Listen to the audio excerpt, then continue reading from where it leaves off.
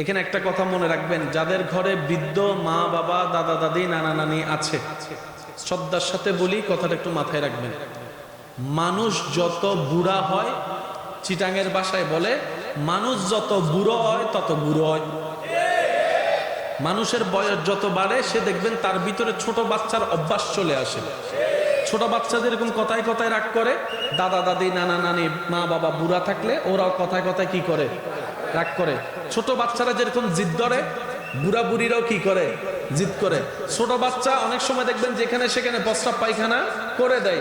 অনেক বৃদ্ধ আছেন যারা নিজেদের উপর কন্ট্রোল রাখতে পারে না, ওনারাও কিন্তু প্রস্রাব পায়খানা করে দেয়।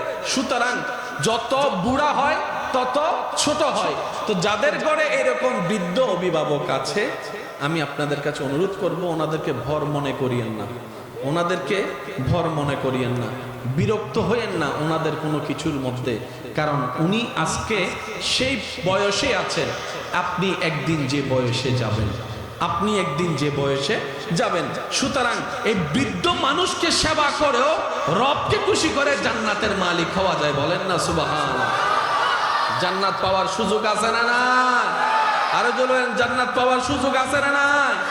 দিবেন কে? দিবেন কে? আল্লাহ আমাদের নেওয়ার তৌফিক দান করুন। মানুষ শব্দটা বলেন, মানুষ।